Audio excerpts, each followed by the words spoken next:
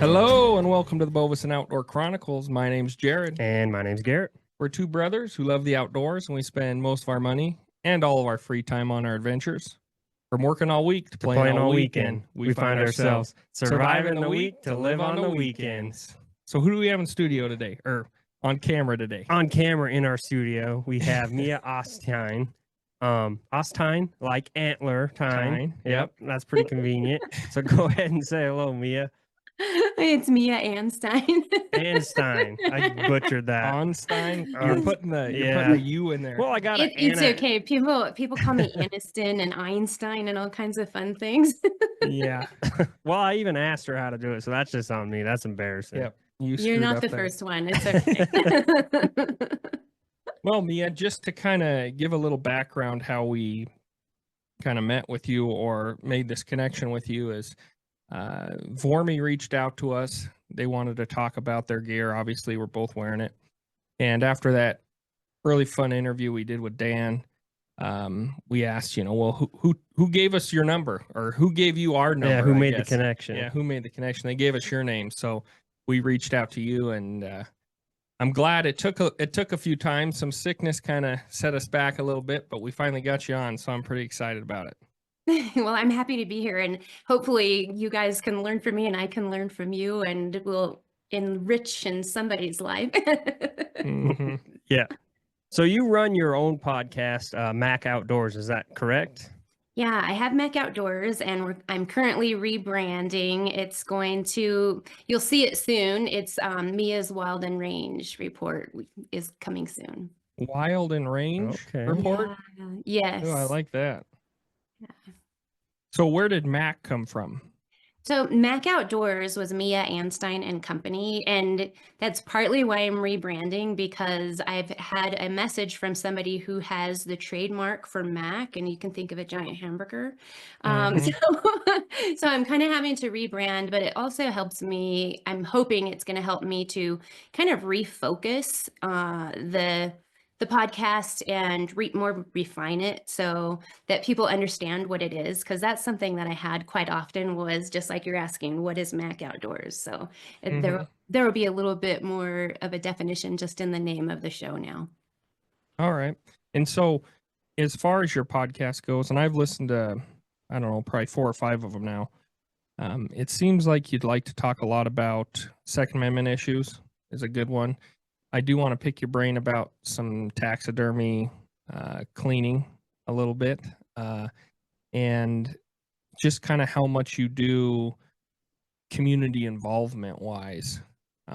It's something we're kind of on the path on. Yeah.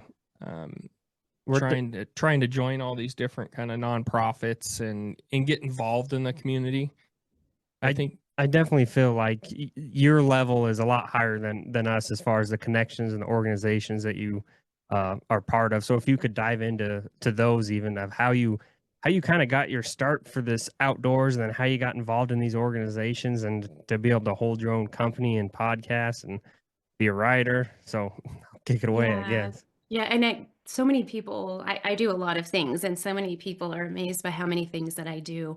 And all of it's fueled by my passion for not just hunting, but the outdoors, and more of like a traditional lifestyle. If you go like to my website, to miaanstine.com, in the About Me section, I kind of talk about a pioneer way of living when I was a kid. So my parents, I always say they were like the original hippies, even though they didn't have to. They lived without electricity, without indoor plumbing and stuff like that when we first moved to Colorado. And so I didn't have television till I was like 7 or 8 years old, and telephone around the same time. And I'm not that old. So people might be going, God, she's 90 years old now. I'm not that old. It was really just a choice they made. And I thought we didn't have access to that stuff, but it was just something they wanted us kids to, I guess, like nowadays, it would be like us taking away cell phones and internet. It's kind of what they did with my brother and I. But over the years, that I realized that the rural way of living that I had growing up, not everybody had. And now I'm a hunter education instructor. And what I find is, where I live in Southwest Colorado, a lot of the ranchers, they hunt, their kids hunt, and with that, they assume everybody else hunts as well. And then when they go away to college or to cities, they find out that they're a very small part of the population. And that's what happened to me when I was in high school. It was like a little bit of a mind-blowing experience, but it also helped me realize that people in more urban areas need to understand and be able to empathize with people who have that type of lifestyle. And I'm not talking about a lifestyle without the first world resources like electricity, telephone, internet, but just be able to empathize with somebody who lives in a more rural area. So that's kind of the background or the underlying part of it. And that's probably a long story to explain it. But now I'm on a lot of committees and boards and stuff like that. I'm a member of an outdoor writers association. I used to be on their board of directors. I'm a member of a lot of organizations, nonprofits that fight to protect our way of life as ranchers. We fight to protect Second Amendment, which you mentioned. We also fight to protect our freedoms to hunt. And to me, the freedom to hunt is part of conservation. And that's the most important thing to me, is to save habitat and wildlife. So I'm sure I could talk about that for days, but that's just a glancing overview of it. So you're on all these committees and you've kind of worked your way up through it. When you first started out, kind of like we are, did you just kind of join and see what they were about? And then, when opportunities arise, jump on them, or, hey, I'll be part of that. I'll be part of that. And then are you asked to be on the committee? Is it something you apply for? How does that work? Or the board of some of these? So I started writing as part of my husband's outfitting business and my outfitting business. When we started a website years ago, they said add a blog. So I started writing stories for the blog. And that turned into, I used to write, Outdoor Channel used to have a social media platform, and they had me write content on the platform so that it would bring more views to that website. And so I started there doing reviews on like hunting calls, predator calls, Under Armour's hunting gear for women and stuff like that. And then through that, other editors found me. So I kind of started out in the writing genre, and through that, it gave me a voice. And I realized, as I said, when I was younger, I realized people didn't know or understand. So it was a way to help me share the hunting stories with other people. And through that, I ended up going to trade shows like SHOT Show, which is the shooting, hunting, outdoor trade show. And it's the largest industry show for hunters, gun owners, Second Amendment stuff. And so if you guys can ever go, I highly encourage it. It's for retailers and for media in the industry. It's through that, I joined the Professional Outdoor Media Association. That's the one I said I was on the board for 2 terms and did my time there. And then I let other people take over. But through that, the Professional Outdoor Media Association, I found mentors and colleagues, other partners in the industry that were able to I asked them the questions that you're asking me right now, and they were able to help me along in the journey. But as far as advocacy stuff, that's something that I pay attention to, a lot of legislative issues, and it's become overwhelming in the past 5 or 10 years. I know. It's just insane. But I was invited to speak on Capitol Hill in Washington, D.C.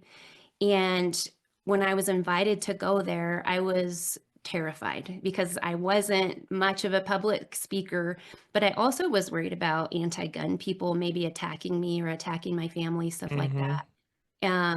But it really showed me that I could make a difference and show up and speak up and stuff like that. So that's what got me into the advocacy realm. And I've researched organizations that make a difference and that also help represent my points of view, and that's who I partner with and speak up with.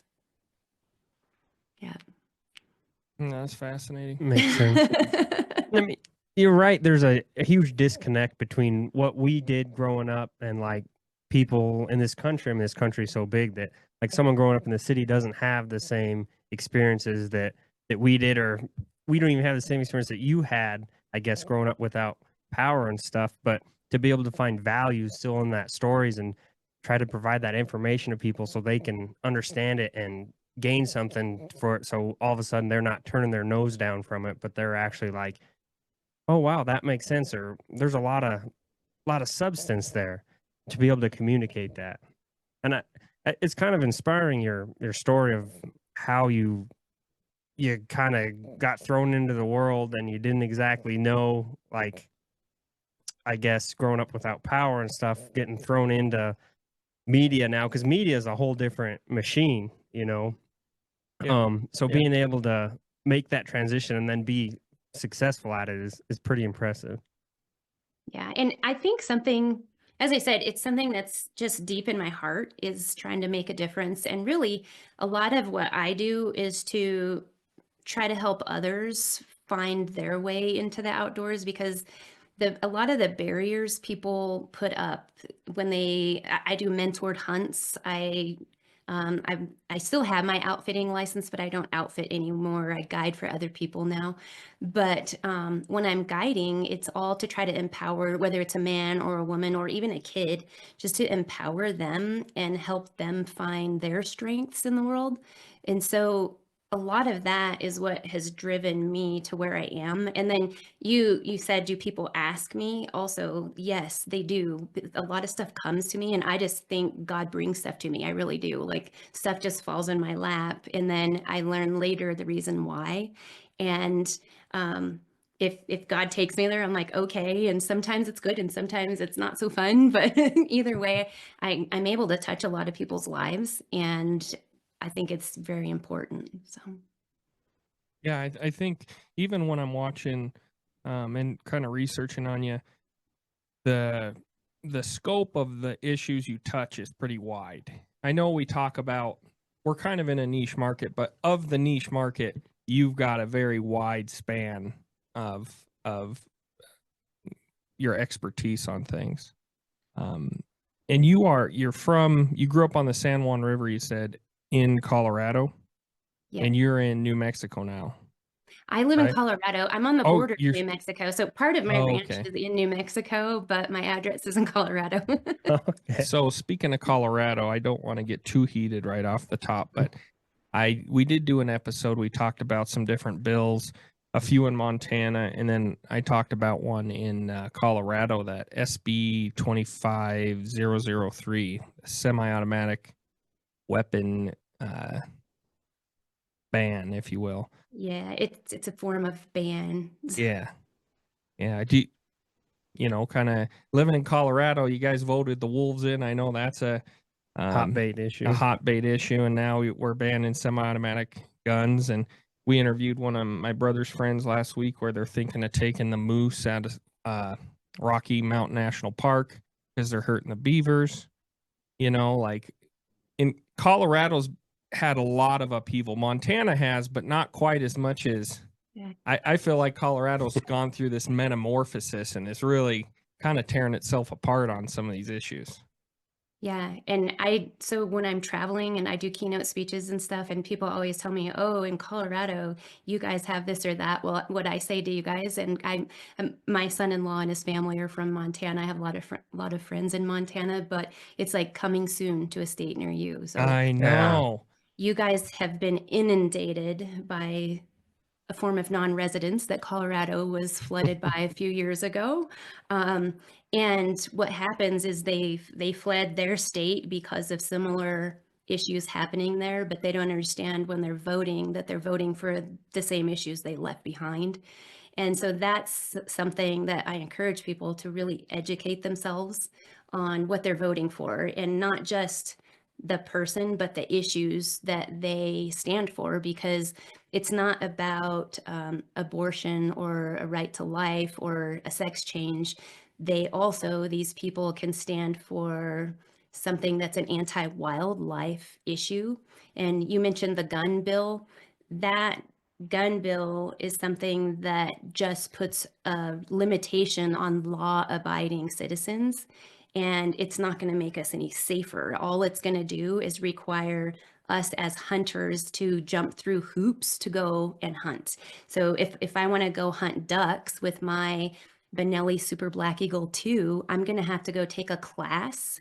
And not just the hunter ed class, I'm going to have to go take a class similar to like a concealed carry class so I can get a permit to go hunt ducks or turkeys or something like that. And so that's how broad that semi-auto ban is. And there, I believe, have been 15 amendments to that bill. And by the way, it's being heard today in the Senate in Colorado. I don't know when your show is going to air or when I will be able to share the show, but if I when I learn more about it, I'll let you guys know. Maybe you can put a little snippet in there about what happened with the bill, or we can share it later. But there's a lot. It made it through the House, right? Yeah, it made it through the House. It made Yeah. it through both committees. As I said, there have been 15 amendments, and today it's being heard by the Senate. There were a few hundred people on the steps of the Colorado Capitol this morning before the hearings, and then a couple hundred went inside to testify to the Senate in regard to the bill. And that's something a lot of people don't understand, is the process of how laws are made, because this is a bill. It goes through legislature, and legislature can change laws. But you mentioned our wolf being voted in. So the voters made it a state law that we had to have wolves introduced into our state. And the difference is, to change that law, we've got to spend a few $1,000,000 or more to put another ballot initiative together, which is also happening right now in Colorado, to stop that law from existing. And there's a lot of work that goes into making these state laws rather than a legislative regulation. Those can be changed in the legislature a lot more easy than something that's voted on by the citizens of the state. So yeah, that bill's being heard, and hopefully they're not going to send it through. Something that I wrote my legislators regarding it is, they're going to just see a lawsuit in the end, and likely it'll go to the Supreme Court and it'll be shot down. So why are we wasting the time? I'm not sure, but yeah, I've spoken on the steps of the Capitol and the Supreme Court on Second Amendment issues. Well, and that's something I kind of wanted to dive into a little bit, is something we've really felt here, and you said it perfect, coming to a state near you. What we grew up doing is changing rapidly up here. And I don't know, with like the Meat Eater and Randy Newberg, who are good guys, but they put a lot of content out that was like, come hunt Montana public lands, do it yourself, which is great, but it brought a lot of people here, and it's bringing a lot more pressure to the stuff we like to do. And it is the tragedy of the commons, we believe, where hunting is great, but when everybody goes to one spot, hunting sucks. So it's like, we like fellow hunters, but we definitely don't necessarily like seeing fellow hunters when we're out, doing the task. Then on the other side of that is, we want people to vote similar, right, to support our way of life. So we want those people, but those same people are putting strain on that natural resource. So it's a hard balance. Do you have any, I guess, insight? Because yeah, how do you reach that balance, or what's your opinion on, when you got so many people doing it, it ruins it. The Madison River here, I mean, they're looking at putting tags on it now, or permits you draw, because it's just so inundated with people, Yeah. It's a tough issue. And what part of Montana do you guys live in? we live in Billings. We're in Billings. In Billings. Okay. So you guys are in Billings, and Montana's a huge state. And a lot of Yes. people think like, okay, there's not that many people here and things like that. And I know that there's always the fight for public lands issues and resources in your state. And here in Colorado, we also have a lot of wide open space. We also have a huge compact population that I think people coming from metro areas don't think we're that compact, because if you have 30-acre ranchettes, then you're living the life and you're not taking up habitat. But Mm-hmm. that's something that the public lands issue is, public land is for the public. We can't restrict that, right? But the problem is just what you said, there's pressure on the resource. And so here we are educating people. I encourage people to get outside, whether it's hunting, fishing, shooting, hiking, whatever they're doing. But I also try to encourage people to respect the resource. I mean, when I go hiking, I find so much trash every time. If I go horseback riding, I'm filling up my horse's panniers with garbage. There's the signs, stay on the trail, and, the erosion factors and stuff like that. And it's something that I think with overpopulations, there's probably going to have to be restrictions. I know here in Colorado on the Front Range, you have to make a reservation to go hike some of the 14ers because there's so many people out there hiking. And I can see Jared shaking his head. Yeah, I'm like, oh It's no. just crazy. And It to is. me, the way you're talking about being out there, I think of in the backcountry, I don't want to see another person at all. Like, I go to the wilderness, I won't see people. But now with technology, with Onyx Maps, Google Earth, there is no untouched place anymore. And Yeah. I can ride my horses in for 13 hours up into the wilderness, and you'll find a pile of trash in there or something. Yeah. And so that's the thing that I feel like we have to do is, yes, I want to encourage you to get outside, but I also want you to respect the habitat. A lot of mountain bikers think here in our area, they think that they don't have an impact on elk calving. They don't have an impact on wildlife. And I mention elk because we have a diminishing herd, and then we have wolves being added. So Mhm. the poor elk, they're getting so much pressure from off-road, from mountain bikes, from hikers, from hunters. And the thing is, we can limit the hunting tags to make less hunters on the land, but the number of vehicles on the highway that are hitting elk, that's not limited. And Yeah. so Yep. it's a really tough topic because, as I said, the wildlife and the resource in my mind is what has to be it has to be considered in everything we do, whether it's adding mountain bike trails, because that's the thing here is we're adding trails everywhere. And yeah, it gives more places where you're not going to be so congested if somebody's mountain biking. But you're also impacting that wildlife, their migration and their calving. So Mhm. I don't know. If you Don't find that have- magic wand, let me Yeah. know. Yeah. Well, I've been pondering, kind of like if you apply for citizenship in the United States, you have to take the test.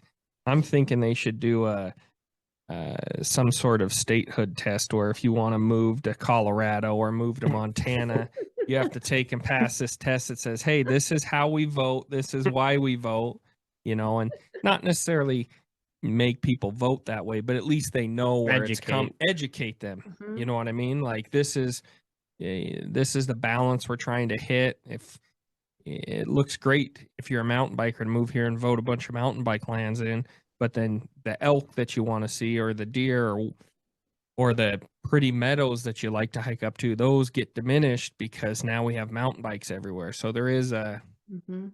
a yin and yang, a balance to everything. Right. And so I'm on the governor it's called the Colorado Outdoor Partnership, the co-op. And I represent sportsmen on that, or sports persons on that. But I also, I kayak on the lake, not on the whitewater, because I don't like that too much, but I do raft when I fly fish. We like to float the rapids when we fish. I also paddleboard. We have UTVs, we have horses. So I can kind of empathize with other people on that round table. But when we have the conversations, that's where, when you're with the leaders of those sectors, I can have conversations and kind of explain to them things they never thought of. Like somebody who's in charge of grasslands, I can explain to them why I would want to hunt a predator that I'm not going to eat, that actually eats, quail eggs or pheasant eggs or prairie chicken eggs and impacts those populations. And I wish that we could get that message out further to help them understand why we pursue animals when we're hunting. Because a lot of non-hunters, they're fine with us hunting a deer or an elk, but they don't want us to kill a bobcat or a fox. or a bear. Or a bear. Yeah. Oh, yeah. yeah. Bear Mountain lion. pictures. If you share that on social media, bears and mountain lions, they just get so much outrage from people. Why would you kill that? And to them, bears and mountain lions, I do eat. I actually have recipes for bobcat too, but I know a lot of people don't necessarily eat bobcat, you know, but Mhm. it's explaining to them the whole bigger picture of how we manage our wildlife resources. And you mentioned that they want to get the moose out of Rocky Mountain National Park. The thing is, they wanted to reintroduce the wolves to rewild. And rewilding partially involves letting the wildlife manage one another. So I'm not sure why they didn't just put the wolves over there. Well, if they want so to rewild, or let us hunt. Like Yeah, we no, can make that exactly. balance a lot more simple without having to have one species eliminate another, and without us having to spend millions of dollars relocating one animal, from a place. So it's a Well, lot. and I think, and you mentioned it too, I think people don't quite understand the big picture and how interconnected it is, and it's fine to hunt deer, it's fine to hunt elk, but you can't hunt this, or you can't do this, you can't do this. Well, because we've, like you said, kind of tamed everything, nothing's really untouched by man, at least in the lower 48. Alaska, different animal, but at least in the lower 48, it's artificial already. So there's not a balance to animal populations if we're not providing that balance, Right. and we artificially, we call it conservation, but we artificially boost or help populations grow bigger than maybe the carrying capacity really is if we weren't there caring for it. Really extreme example is where they feeding the horses at. Oh, is it Priors? Is it in the Priors? Yeah. The wild horses. No one wants to see the wild horses starve, so BLM drops hay in for them to keep them Right. alive. And they're having to drop hay because those horses impact that terrain so heavily. And Yes. I have an episode on my podcast. I interviewed the 4 different people from different sectors that I met in Bozeman when I was at a National Assembly of Sportsmen caucuses up there. But it was 4 different points of view about it. But those wild horses had a huge impact on the bighorn sheep and other wildlife because they took all the water. They're tearing up. There's no grass for any of the animals. The horses are malnourished. And so that's something. The horses are a delicate subject because they're more seen as a pet or a spirit animal type of thing. So that's a very delicate subject that is hard to address with the general population. But the thing is that you mentioned, now we do touch so much of the habitat, but in this rewilding, it's, means going back 100, 200 years to when all these things were wild and they managed themselves. We also didn't have millions of people, billions of people on the planet back then. Yes. So Right. we can't go back to that because we have way more people and less space for everything. So that's something I wish a lot of people would understand. And I think we just watch too many TV shows and Disney. I have blame it on Disney. fantasies. Yeah. Yeah. There's Yeah. so What is many it? talking It's called animals on that. Yeah. anthropomorphism or something like that. Yes. Something like Yeah. the justification of animals. Uh-huh. Well, where do you draw the line? You go back 100, 200 years, humans were impacting the landscape before that, right? If you look Yeah. throughout all human history, humans have had a huge impact on the landscape and the animals. So the thought that you're just going to arbitrarily draw a line and then try to go back to that and spend a ton of money doing it just doesn't really make a lot of sense to me. I understand the importance of conservation and maintaining diversity for these different species, but I don't think the way forward is just to draw a line and say, okay, this was the time when everything was perfect. Let's try to put everything back to that point. Right. Yeah. Well said. Well, we agree on it. So We do. Yeah. What is something we might not agree on? I'd like to argue a little bit with you today. I'm the better looking brother. That's probably not the first time that's been said. No, it is not. No. So No. tell me about you guys. Where Beauvaison is an area near where you live? Well, do you want to tell the story or do you want to tell the truth? I think you should tell the truth. All right. So the truth is, in high school, you had to do some kind of I project. had to create a business, and Yeah. so When we made this podcast, we just grabbed his old business name, yep. and it is a made-up word. But Oh, we okay. kind of Yes. like with Mac Outdoors, we kind of have to explain. Well, we call it Beauvaison. Oh, But I was okay. like, "What's Beauvaison?" Or Well, and our last name's Mason. So a lot of people Ah. thought it was something with our last name, so they would say it like Beauvaison, Mason, like our yeah. last name. But So it's totally unintentional. See, No. and so Beauvaison, I was thinking it must be something to do with cattle or something. Yeah. yeah, Cattle and Masons, I don't know. yeah. It just was kind of a word that sounded It sounded right. right. So It's not in the dictionary yet, but if we get famous Yeah. enough, it will be.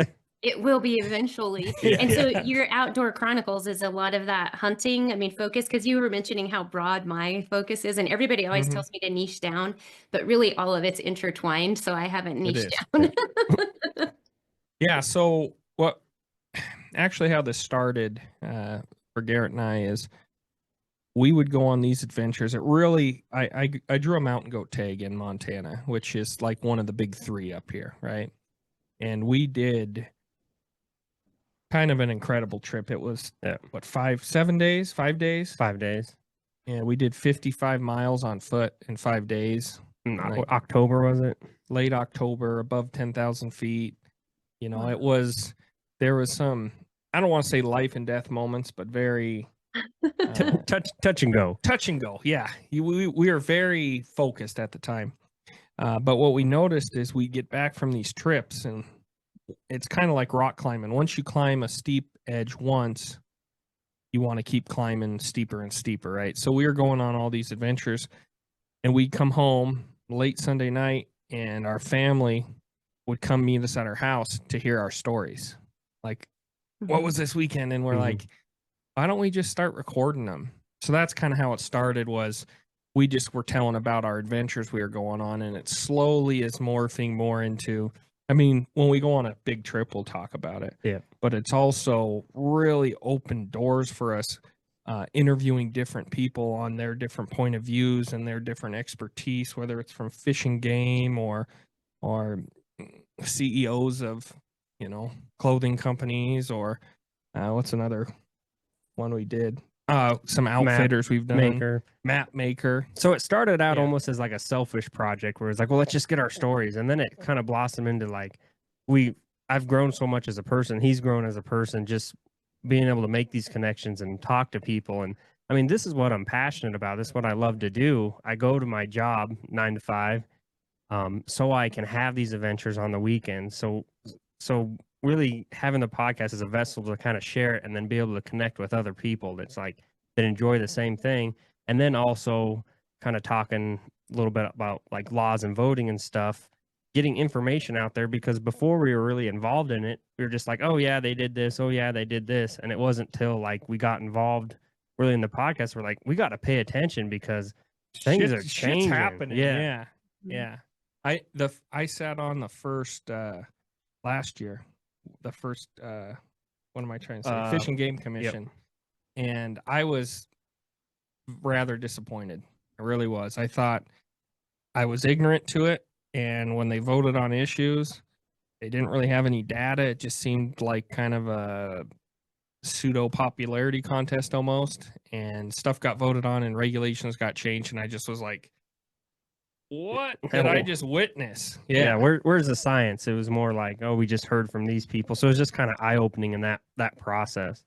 Yeah, it was. And that's when it's like, I'm kind of getting this drive to get involved because I feel like there's not enough voices speaking what needs to be said, Right. So. I understand. Like I completely understand what you're saying there. Have you been to any others since then? No. I watched another one after the fact because I was in a meeting when it took Mhm. place, but after the fact. But Yeah. the process is just, it was kind of eye opening. I went to school for environmental science, land resource science, and then this particular meeting that we were talking about, they're talking about regulations on a river, and even the Trout Unlimited spokesperson said, "Well, I haven't seen any data on this, so I'm going to say no." But they just kind of ignored that guy and went with what the general consensus was. But there was no hard data behind it. Yeah, and Well, that's something the commissions work differently in states mhm, depending how yours is arranged. But when I first started going to commission meetings, I learned a lot there because there would be reports from, 2 or 3 meetings leading up to when they voted. And mhm, as the general public, you don't hear all of those reports. And I don't know if maybe you guys missed the report or if your commission isn't getting the reports. I do know I have a friend who sits on a commission, and their commission, I wish my commission was like theirs, but they want to see the science. So if somebody mhm, petitions the commission to change a law, that state, they're like, show us the science and then we'll change it. If there's no science, they're not even going to listen to you talk about it. But commissions are kind of like legislatures where, like we talk about my state in Colorado right now, it's so heavily sided that the one side doesn't even care what the other side has to say. And that's where these gun laws that we're talking about, they just end up passing because you go and you testify, and I can't say always, but I've had experiences where they don't even care what you had to say, and how it might impact you, how it's going to impact other people, and they'll just change a gun law or change a law about some violent criminals in your community or something like that.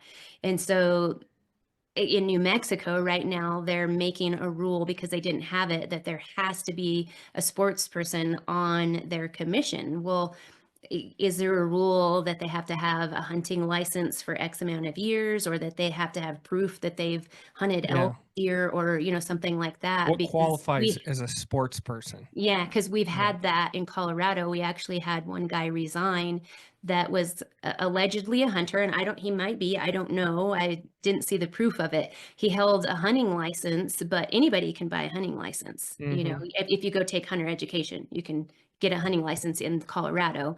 But how do I know you actually hunted? Or people said that he had hunted birds. Well, yes, it makes you a hunter, but does that qualify you to speak for somebody who hunts a mountain lion? mhm, Or a sports person is also a fisherman. So, yeah, we can just fill that with an angler and say that you speak for me as an elk hunter or a moose hunter, a mountain goat hunter. And it's hard. It's hard. The lawmaking processes are frustrating. I'll warn you about that. If you do get more involved, it's frustrating. And I used to pay attention to like several states, but now it's challenging just to pay attention to the commission in Colorado, or just pay attention to the legislature in Colorado, because there's so much going on. And mhm, that's where in Colorado, what a lot of the organizations did is they formed the Colorado Wildlife Conservation Partnership. It's the CWCP, and that has SCI, Safari Club International. It has Rocky Mountain Elk, Pheasants Forever, the Colorado Trappers. It has the Theodore Roosevelt Conservation Partnership. Like, there's a bunch of them on there, so that with everybody interacting, hopefully we can catch all the stuff that's coming by, because there's a lot, and it's so easy to miss stuff. That just this last week, there's a pet bill, and written into the pet bill are anti-hunting stuff, and there's one that's about cage-free chickens, and written into a bill. So you kind of have to read all the bills, even though it doesn't say guns or hunting or ranching mhm, or something like that. It's like yeah, it's challenging. So that group also has a couple of paid lobbyists that are full time at the Capitol in Colorado, and in New Mexico, the Outfitters Association has a full time lobbyist that's at the Capitol like 7 days a week, because stuff's happening behind the scenes all the time. So mhm, become a lobbyist. Yeah. Sounds like get, it. get paid for it. That's where Yeah. the challenge comes in, is as a volunteer. And I say that because I'm talking about like, oh, I'm not there as much anymore, is kind of what I'm trying to say, is if you're doing it on your own dime, it's time consuming and it's expensive. Like for me, and probably for you, you would have to travel to Helena, Yep. soon, to the capital. And so that's a jaunt for you, and then Mhm. hotels come into play and, it gets expensive. Yeah, and you're exactly right. Just to stay up on it, it's ridiculous. And there's a few groups, lobby groups in Montana we've recognized now that it's kind of like you didn't know they were there, and then something happens, and you're like, "Oh, I got to keep my eyes on this group because they just pushed this bill through, and like this is not good for our lifestyle, right?" Yeah. And I will Um, say, so I'm a regional representative for Safari Club International. So I'm in Colorado. I'm a volunteer, but then I also do mentoring stuff in New Mexico with our foundation. But SCI, we have a Western States lobbyist who is trying to pay attention to all the bills also. I mean, it's his job. He gets paid for it. And then in the States, we have SCI chapters that pay attention to different bills and stuff that's going on too. So there's different organizations. I know TRCP, the Theodore Roosevelt Conservation Partnership, they also have people that are paid employees that pay attention full time to stuff. And I wish we could get these umbrella groups like the CWCP. I wish we could have that in every state because it really helps to have a team of us, yes, it that does. and running stuff by each other. Like, how does this impact us? There's definitely a disconnect between the average guy that just goes out on the weekends, goes hunting or fishing, and then the people that are serious about it, that understand all these bills and all these lobbying that goes on, that gets stuff Well, and I feel pushed like through. Joe Schmo that's going out and hunting on the weekends or taking his kid fishing is not paying attention to these bills either. Right. Right. He's just And it's one thing to be as passionate as we are and then start turning these rocks over and going, "Oh my God, we got to pay attention." But we're two voices and we can yell only so loud. You got this whole group of people that we used to belong to that now it's like they have no idea some of these changes that got pushed through are passed. And that's what's scary. It's boiling the frog in water. It's like yeah. little by little. Yeah. I It know in really college. is. And Yeah, go. with having a podcast outlet like you guys have, a lot of people don't want to hear it. It causes stress, it causes anxiety, and they want to hear your fun hunting stories. They want all that good happy stuff, which I do too. But I talked about rebranding. It's going to be those fun stories, but also I'm going to have to throw in snippets of, hey, this is happening. You need to be aware. It's the challenge in this rebranding is how do I cover all the states, because I don't want to be just a Colorado podcast, so I'll be in and out and stuff like that, but also sharing fun facts about wildlife and, different things. I went and hunted javelina on the border of Mexico, south of Tucson this fall. So there's so many fun things to know about javelina and, Can we hear about that? I mean, Yeah. that sounds awesome. It was just something. So my daughter, she hunts too, and one of the columns I used to write years ago when she's grown up now, but I used to write, it was called Mia and the Little Gal, about raising her to respect, animals and agriculture and hunting. And so she decided she wanted to hunt a javelina, and so we applied and we drew the tag, and it's called the ham tag in Arizona. It's handgun, archery, and muzzleloader is what Oh, you know what? ham. I've heard of that. Yeah. I work with a guy from Arizona. Yeah, ham tag. Yeah. And so we applied for that. She took her bow and I took a handgun, and we went down there. The unit we drew, we had never even desired to hunt there. As I said, on the border where he camped was 10 miles from Ooh. Mexico. Oh, man. And so had it been a past administration, I likely wouldn't have gone. But with the new administration, I was like, okay, and I have my handgun, like I can defend us. Like, okay. Mhm. But it was really one of the cool things was we saw a lot of border patrol. So we saw our tax dollars at work, which made me happy. But also it made me less fearful of, somebody who might try to unalive me or something like Yeah. that. Yeah. But it was so fun. Neither of us had ever hunted javelina. What are they like? Are they in packs or herds, or I don't know what a Yeah. pack of javelina is called. Javelina, what are they called? I do know this. I'll try to remember it. Okay. Oh, they're called it's not a century. It's like a sergeant word. I'll think of it. Urgent word. I'll Can think you of look it. it up right now? Yeah. Let me look. You'll be my computer person, Yeah. Garrett. Yeah. Sure, your assistant. So when you're down there, They're is it called just a squadron. A squadron. squadron? Okay, squadron of javelina. I'm like, it's a There you go. military word. So do you know what a herd of elk is actually called, the real name? No. No. Since you're from Montana and Rocky Mountain elk is up there, you should know this. Well, I'm writing it down. I got my A herd of elk is actually called a gang. pen. Gang, like GANG. Yes. Some Interesting. fun facts. Oh, Um, I'm going to use that now. When people Yeah, give me so a weird look. Javelina, and with the ham, people think like hogs Yeah. and hams and stuff like that. But javelina actually are not pigs. They're called peccaries. Oh, And yeah, they're yeah. not even in the pig family. So that's kind of interesting. But What I thought pecorinas were in the pig family. You just blew my mind. So what kind of animal is it? A it's a pecorina? peccary. Peccary. Are they kind They're of like kind of pigs? like in between a pig and a rat kind of thing. Ew. Yeah. But ew. And that's what a lot Okay. of people said when we said we were going to hunt. When they're like, ew. So what is I is it timbered? Is it like cactus, sagebrush? What are they in when you're down there? Where we hunted was in the desert. I mean, like I said, south of Tucson, cactus, sagebrush, yucca, not a lot of anything down there. Canyons or arroyos or washes. I don't they're all called different things depending on where you are. Not many creeks. Yeah. But they also, another unit we had applied for was closer up by Payson in Arizona, and that's more mountainous.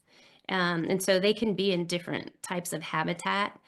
But down there where we were at, we learned because there was a huge storm that weekend and really windy, really cold. I shouldn't say weekend because it was weekdays that we were there. But they don't like the cold. So what they do is they hold up in these washes, in underneath mesquite trees, and they pile on top of each other to keep each other warm. And they do this when they sleep at night too, is what we've since learned from friends that are like, oh, well, you didn't find them because it was too cold because we didn't find them. Oh, you didn't get one? No. And so what we Okay. would have had to do is push all these washes to try to find them or bump them out. And had we been there earlier to scout, maybe we would have known an area, but we did walk a bunch of washes. We just didn't bump any out. We did see a lot of coos deer though. Oh, cool. Yeah. So So- what were you, she had her bow, Uh-huh. and what were you bringing for a handgun? What were you shooting at? The handgun I took was a Ruger 5.7. Oh yeah. Yeah. I've shot one. I don't own one, but I've shot one. I really liked it. It's on my list. My wife has seen the list. We just haven't got to that. We're one working yet. our way down. We're to that working one. our way to that. Yeah, one. you have to check off all the boxes. So I also considered taking a 10 millimeter, a SIG, and that one had an optic on it, and I didn't like the optic so much. So I ended up going with the 5.7, and then I figured that 5.7, you said you like it. Well, I can shoot it right-handed or left-handed and single-handed very accurately. So I was like, it's kind of a fun gun, not too heavy, and so that's how I chose that gun.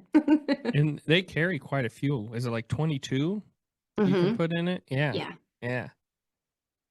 Oh yeah, that's pretty cool. That's really Yeah. cool. So if you got one, how do you hunt them? You kind of walk and then bump them and shoot them? Is that kind of the... So, well, I will give you another report after I actually get to shoot one. All right. What we were told is it's kind of spot and stock. So you glass, locate them, and then go get them. What we were told is they're really easy to hunt if you know where they're at. So that was like I said, we hadn't been there. I didn't know anything about the area. We did get a couple tips from some guys at an archery shop. They were like, oh yeah, and they gave us some tips. So we checked 3 or 4 areas that they had told us, on X Maps, like you can go here or here. And unfortunately, we were only there for 3 days. So if the season was quite a bit longer, but we didn't have a lot of time. We're going to apply and go hunt them again next year. That's why I said I'll give you a better report. And the thing they told us also is the javelina, they don't see very well, but they can smell really well. They're sometimes aggressive. And at the archery shop, I also learned, you mentioned something about taxidermy when we were visiting early on, maybe before the show, I don't know, but we saw some taxidermy, and I saw this like raccoon monkey rat looking taxidermy that I had never seen. And I asked them, I'm like, what is that? Because I love taxidermy. Mm-hmm. And they said it was coatimundi, and they call him Cody. And so they said also, if you see those, shoot them. So we researched the regulations, and you can shoot one a year. So we also were looking for those while we were there. But what we learned, so the Cody, you can find them near water. Where javelina don't have to go to water, because that was our original plan. Like, we're in the desert, we'll just wait Yeah, at hunt the water. water. Well, they get their water from cactus. Mm. So they don't have to, you can find them there, but they don't have to go to the water if they can just eat cactus. So there's so much to learn about them. Yeah. Yeah. So Cody, is that a picarina as well then? So the coatimundi it's a cross, like a cross between a raccoon and a monkey. And those, Really? yeah, they're really cool. Like, look them up. They kind of have like a ringed tail, and then they have a long, weird looking nose, and they will hang out in trees and brush and stuff like that, or on top of rock outcroppings. And with those, a friend of mine, he said his buddy, when they were hunting one time, hucked a rock at some that were in a tree, and they came out of the tree and attacked the guy. So I was like, oh, God. Really? It's like, and I think up there in Montana, some paddle boarders or something got attacked by some otters. That's what I thought. Yeah, I was like, oh, God, I'm going to be in the news. Attacked by monkeys. How would you spell that? It is Coatimundi.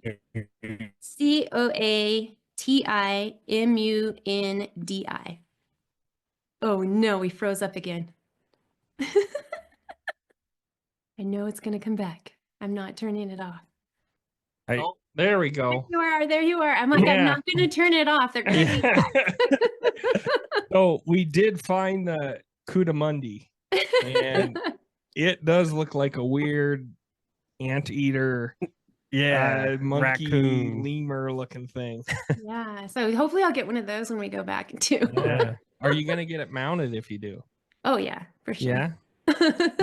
Well, for sure. I didn't pre-prepare this, but maybe I'll email you. I have a picture of my antelope mount. We were talking about taxidermy, and I noticed the other day it has right kind of they have a little beard, little goatee, just a little one.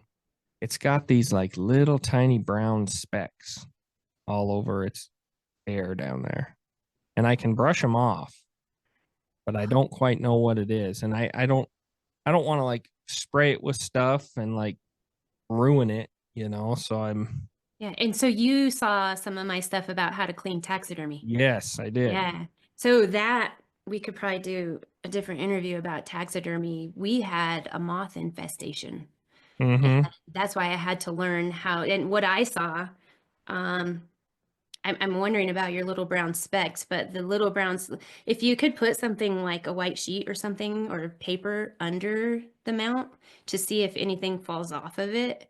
Because what I saw on a couple of my hides, because I had a ladder rack with hides on there, is I was seeing like this dust under there, like little brown specks. And that's why I'm not sure if it's the same thing. But I just thought it was like dust, and I'm like, why are there these little dots? Like it wasn't like dirt dust. And I kept dusting them. Well, then we also have a bearskin rug that is on a wall by our front door, and I would dust it, and there were like these little tiny like cobweb type things. Like you didn't even really notice it, but since I was walking by it every day, then I was like, why is this dusty? Like there shouldn't be cobwebs there. And not big, they were very tiny. But then another day I walked by and there was this thing, it was probably 3 millimeters, it was very small. And I was like, what is that? And I got super close and it looked like a little worm. And what it was a clothes moth larva from a caterpillar. Clothes moth is what they're called? Yeah, clothes moths. And I can send you some pictures of what it looks like, because I like took a picture of it and I sent it to my taxidermist. I was like, do you know what this is? And he's like, I don't have a clue. Like, what are you sending me? Because it just looks like a little tiny caterpillar. It's hard to get pictures of, but when I'm cleaning these things and investigating. And then I had my favorite wool hunting shirt. Like I wore it all the time, this sweater, and it had a hole in it. And it's like, I wore it all the time. It had a lot of wear and tear. It had been on a lot of elk hunts, like every hunt, when I'd guide, I would wear it. So I was like, oh, my poor sweater is getting old. But it was getting more and more of these holes. And once I discovered this on that rug, I was like, oh my gosh, I started investigating. I had like a cashmere sweater, had a hole in it. I had a red wool swing coat, like that you wear when you dress up. It had holes in it. Like there were certain natural fibers that had Had holes in it. them. And yeah, my husband had a pair, I don't know if they were Schnee's or White's pack boots, and the insoles were like a natural fiber insole that he had in there, and they had fallen apart. And we just think like you use this stuff a lot, like it's just wearing out. But how they ended up in the house was someone had brought a bird nest in, a really cool bird nest. Well, don't ever bring bird nest in your house because the moths live in the bird nest. They like the dander and the under feathers. Can't think of the name of those right now, but they like to eat those. So of course they go for turkey fans, ducks, pheasants. All your bird taxidermy is what they would go for first. I didn't notice the turkey fan till later because it had a plate covering those fine feathers. But when I pulled that off the wall, you could find all that stuff under there. For your listeners, I do have videos about how to clean taxidermy, and there are links to my Amazon storefront for taxidermy care stuff that's not going to ruin your taxidermy. And there's information about it there. And I think I've also written articles for Gunsight. I think they shared an article about it. But yeah, it was a project to clean and get rid of all of that. It was not fun. I don't recommend it to anybody. Yeah. You had your turkey tails all get. Yeah, from bug. Do you know what bug it was? It looked like some kind of ant, but I'm not sure. I put some traps but my turkey tails were definitely the first to go. Yeah, the bird stuff is what I'm told is, and that's why a lot of people won't mount birds, because birds are like the first thing that anything wants to attack. And so what I do now is obviously I was dusting them before, but now I use a cedar spray. It's like a wood cedar spray. So dust it, use that spray. The spray deters any type of insects. And like, that's why people have cedar lined closets, is not just for the smell, but it helps deter insects. And then deep cleanings, and there's a whole process to taking care of them that before all I did was dust and occasionally, use the brush vacuum, and that's all I did. So there's a lot more to it. Once you get infestation, I'll shoot you pictures of them, and maybe I'll try some cedar spray and going them out, because pay a lot of money for taxidermy. It's not great to see it go. Right. And that's the thing is, for us, I mean, I don't know for everybody, but for me, a lot of the taxidermy, it's a memory, 100%. The experience, it's like having a photo, but having like the real life. I don't know, you go to museums and you're in awe of things you see there. And to me, it's that memory. I have an elk that people are like, why'd you mount that? And it's the story behind the elk. It's not because he was this big trophy. It's the story, I got a full body mountain goat in my living room. Oh yeah, and you guys have some stories from that. Yeah, I'm sure there's some mountain goat hunters out there that would go, "Why did you mount that thing?" But it's my goat, and we about died getting it. So yeah, but it's also like, for me, it's that memory and that respect for that animal. Yep, Like I was about to say respect. When you go out and you hunt something, you really learn to respect it, because you want to learn about it. You want to learn its behaviors. So then you like try to understand it, and then sometimes you're given that opportunity to harvest that animal, and then it's like, we don't go out to kill stuff. It's like a game of respect that we go out and do that. And then when you put it on your wall, you look at it, and it's that memory and it's that respect of, I went out and I had this entanglement with this animal, and I have this memory from it. I mean, because really, if it's not on a beautiful full body mount in my living room, eventually that mountain goat was dying of starvation or a disease, and then it just kind of goes to waste. Not really to waste. Nature, takes all, but um, it's a way to kind of preserve and respect that animal for sure. Right. But I think hunters get a bad rap for, like, we bring up respect. It's a no-brainer for us, but and some hunters are this way, and I wouldn't really call them hunters, but where they are out to kill stuff, and it really doesn't matter. There's no respect there, and it does put a bad taste in people's mouth and gives us a bad rap. But really, I think I probably know more and have more respect for a lot of the animals I chase than somebody who only eats vegetables because they don't like to see animals get killed, if that makes sense. Right. It's something that I wish we could convey a little bit better, and that it were easier to convey, because I've talked about it in a lot of different forums and probably a lot on my podcast. We were at a round table with Jim Zombo one time, and he wanted us to answer the question, how is it that I, as a hunter, can sit and watch the sunrise and watch a flock of geese fly by, and I'm just completely in awe and at how beautiful they are and enamored by them. Yet I can also, when hunting season opens, I can go shoot those geese and take them home and prepare them and eat them. Mm-hmm. And it's something that's very difficult to explain. And that's what we need to convey to a non-hunter so they understand why we hunt. And really, I think it's the guys from Howl for Wildlife. They recently had a TED Talk, and they talk about how we need to convey that, but also every single human comes from hunting origins. And I really thought, like, how can you convey that? Because I know we look at progress, and we talked about technology earlier when we were visiting, but it's like we all come from hunters. So how is there such a disconnect from where we came from? Yeah, and disconnect where we came from, and even a disconnect how food shows up at the grocery store. Yes. When you are in the outdoors and you are, our cousins of teaches foraging classes, that's another whole part of the niche, right? Yes. Like, you used to have to find this stuff, and you used to have to track it down, but that art and that respect for that food has been lost. Right. And that's a lot of people. It was interesting during the COVID shutdown, people that they don't even cook their own meals. I had friends message me. They're like, what do we do? Because they just go eat out or ordered food delivery. And it was mind boggling to me. That I'm like, is Yeah. it makes me feel mind-boggling. sad for them. Yeah. I Yeah. just think, in the trophy hunter, I think it's a lot of flack. Like, I've talked to a lot of people that, like, I'm a hunter, but I'm not a trophy hunter. I'm not a trophy hunter. I hunt for meat, and I consider myself a trophy hunter, but I enjoy the meat and what comes from it. But with being that trophy hunter, there's a respect for the animal I'm looking for.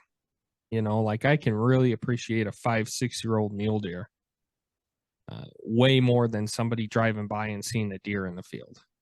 Right. Like, that animal has got to where it's at, and I have the utmost respect for it. And I wouldn't say the majority of the time, I'd say the minority of the time I get it. The majority of the time it outsmarts me and gets away, because Right. that's why it's 5 or 6 years old, Right. public land.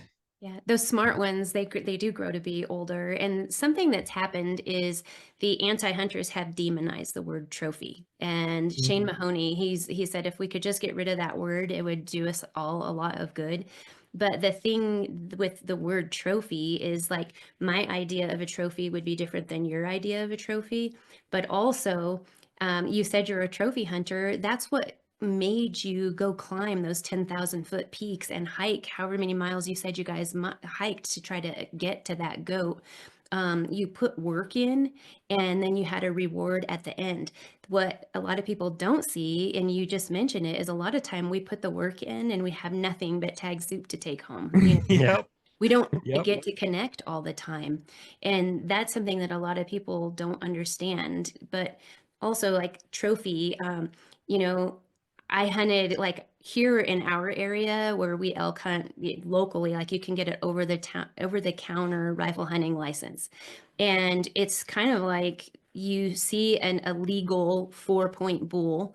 And if you see that, you better take it because you may not see another one. So if I hold off and wait, I might not fill my tag. And if I want to hold off and be more of a trophy hunter than a meat hunter, then I may not fill my tag. And that's something that we sacrifice if we decide we want to be a trophy hunter. And a few years ago, I drew a tag in a limited draw unit, which is, so to speak, a trophy unit. And Mm-hmm. one of the hardest things, it was so difficult, and I wish I could explain how challenging it was to a non-hunter, was waiting and passing up on animals because I was in a unit that had huge elk in it. And something that I would have shot over on this side of the state up there, it was like, no, pass. Yep. Let it And go. there's a lot of work that goes into that. That was really hard. Like, talk about And anxiety every anxiety. day. Yeah. Yeah. Yeah. It's like you're sick, because you're like, oh God, if I eat this tag, like, oh, there's that pressure. I know when I shot my mountain goat, I don't know if I cried, but it was a very weird mix of emotions. I was kind of weird to be around. I didn't know how I felt because I was so relieved to have it done, but I was also so happy to get my trophy, but also so sad that it's finally over. Like it just, Yes. I didn't quite know how to feel. Yes, and that's something that if you're not a trophy hunter, you don't go through that. Like, you're not going to go through that. And so I didn't.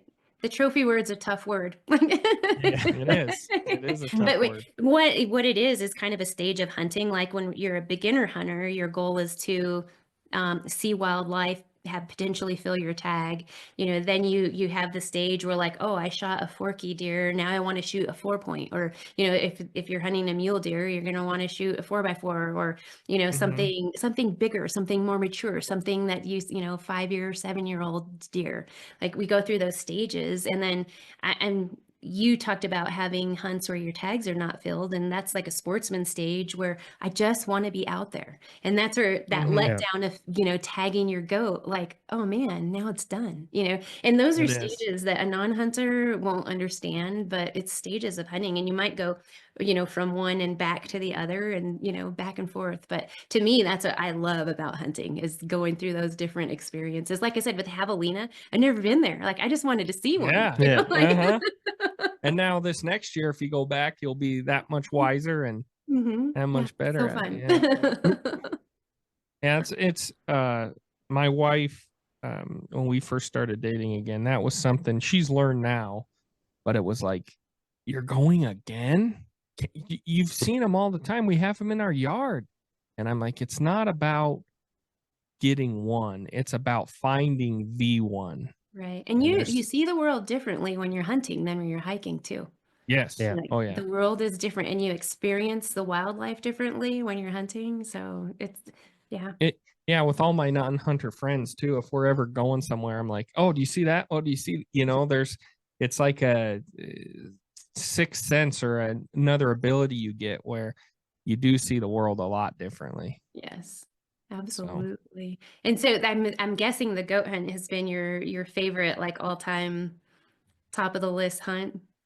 I would say so. It's kind of been, it was mine. You're Yeah, of course it was yours. You shot a goat. I got to carry a bunch of heavy weight. You got to experience it vicariously through your brother. Yeah. So Garrett, are you putting in for goat, or do you guys have some more on the list that hopefully you'll draw? Yeah, always putting on. This last year I drew a special elk tag, and we took some time off and put a lot of work into that, and we're successful. And I experienced kind of the same thing where it's like the pressure's on, then it's off, and it's so relieving. But how do you explain that to a non-hunter? I mean, I could talk about these feelings all day, but how do you communicate this love of this activity to someone who's never done it before, who just wants to shut it down because they don't understand it? Yeah, it's challenging to explain. And so I go and I speak. I'm a keynote speaker. I go speak at different events. And sometimes they leave the topic open to me, and I'll kind of research the crowd that I'm going to go speak to and see what I think they might want to hear. And as I said, God's always behind things. Like after I go speak, something that I didn't even have in my slides or something will come up, and then somebody afterwards says, wow, like I didn't know that. And I'm like, I don't, sometimes the words just come out and somebody needed to hear it. If you could only do more of that and touch more people is what I always like. I do a lot of mentoring, and as I said, in New Mexico, we do mentored hunts, and there's, 30 women or men there that I get to talk to. And it's like, if I could just do this more, but I also don't want to wear myself out. So if more people would do it, it'd be good. Yeah. Yes, for sure. Yeah. Do you guys think you might do some more outreach, or I know you mentioned maybe attending more commission meetings, speaking up or something like that. Do you guys have any ideas for like teaching other people or sharing what hunting is with other people? I'm glad you brought that up. So something that we struggle with, it seems like we're always hitting I don't want to say a wall, but we're always bumping our heads up against this. And I think our first comment ever on our stuff was, oh, great, another podcast selling out Montana. Yeah. Right. And so there's this disconnect where, like, I want to share the stuff we do, but I have to do it in such a way it doesn't ruin the spot I've been going for 30 years. Right. And so, yes, I don't know about teaching. I don't know because there's some things, I'm not totally against gatekeeping either. There's some special calls we use that I don't really want to share or talk about because I feel like that gives me an edge. And at the end of the day, I'm out there competing on public land. Now, if I had a private ranch or something that I went to, I'd share all the secrets. I don't care because you're never going to get on where I'm going. But yeah, I don't know. It's a hard balance that we've always kind of find. And one of our mottos is share your shot, not your spot. Because like we want to hear that story, that excitement, but we don't necessarily want to hear where you did it at, because that's just going to ruin it for someone else who's been going there for years. Right. So people will ask me, and they're Mhm. like, "Where'd you get that bull?" And I always say Mia's meadow. So you Yeah. can say Garrett's gully. Yeah, there you go. That's a good idea. I have a few buttons on here that'll say Nunya. Nope. No tell 'em crit. Yeah. To do that. But yeah, so there's a few different ones. We have a buddy who's part of the local elk chapter that he's invited us to come to. I just went to Walleyes Unlimited banquet here last weekend. So yes, but there's so much stuff out there. I could quit my job right now just and do that.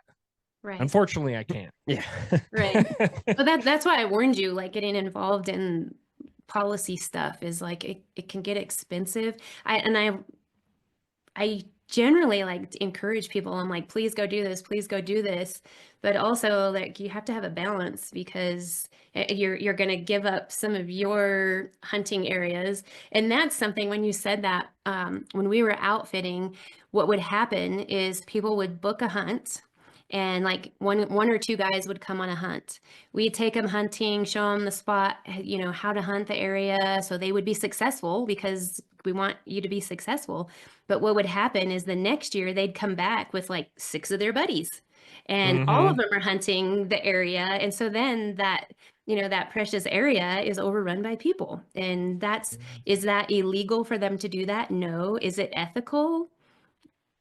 No, probably not. Yeah. Ethics Yep. are kind of a touchy area where there's a lot of shades of gray, but it's something that is dealt with everywhere, and maybe ethics is what we need to teach more of.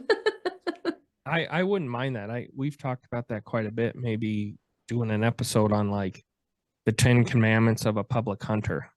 Because there's instances where you're on a tiny chunk of public land and there's some animals, and somebody driving by sees you're there, doesn't care, pulls up in front of you or next to you and jumps out and tries to beat you. And it's like, hey man, at this point, like, I'll just let you have it. You've ruined it for me. I'm not going to race you out there. That's not what I'm here for. But Right. if you see, and I'm there first, you know, Yeah, wave at me. Good luck, and you Common go to the courtesy. next spot. Yeah. Yeah. Absolutely. Common courtesy. And that's something that it's hard to teach. So I told you I teach hunter education, and what they're doing now is they're encouraging us to do an internet conclusion class. It's 4 hours in person after they do their online course. Mhm. Well, recently they said the most complaints they get in the after course survey is they already learned everything online, so they're considering only doing the firearms handling part as the conclusion class. Well, guess what they're missing that they used to get in the standard class? Our talks about ethics, our talks about what a sportsman is, our talks, those relations, and, talking about, like, if you're out getting ready to go to a bass fishing tournament and you're checking out the water the day before and you catch the biggest fish of your life, do you put it in the live well and save it for the morning, or do you throw it back? Like, what kind of character are you? And those are things like that we have to personally assess, but that's also not taught, like, not just in the hunting or angling world, but in general life, that character and ethics are no longer taught. And so it would be nice to, maybe that's what we should just teach, is ethics. Yeah. How to I be think- kind to other people, yeah. do unto Yeah. others. on this public resource we have. I know my wife's first deer, I got her on it. It's not her first deer. She ended up not getting it, but we snuck in way before light, and there were some other hunters probably 2 miles to our right, and they saw us walk in. I got her up on this really nice buck for her first one, really nice mule deer, and it was probably 180 yards. So not super far, but also not close. Like, you still got to pay attention at 180 yards. And she was nervous, and I'm like, hey, it's bedded, we have time, just sit there and breathe, talked her through it.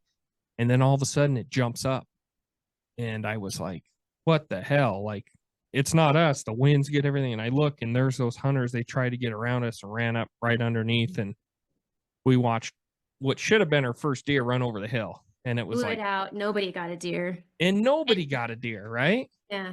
Yeah. And that something else is, like, in my mind, I'm thinking first deer, like, let her have it, because you don't know, but it's like, if it's her first deer, like, give her the space, let her have it. But there's a lot of people, they don't care. It's all about them, not about helping someone else, not about helping her with her first time. And yeah, it's challenging out there. And I have a story similar to that on one of my first hunts. Just, getting to the spot where I had scouted the elk were. I could get there way before dark, and it's, 20 below zero. I'm sitting there freezing, waiting for it to be shooting light. And I can hear the cows mewing down below. They're there. I'm just waiting for the sun to come up. And some guys from their vehicles, I hear them slamming the doors, and they're, like a mile down the road, but I could see them. And I'm like, okay, surely they see me. I'm in blaze orange. And they look, they point as they're walking up the trail, point right at me. So I know they saw me. I'm like, cool, they're going to go the other way.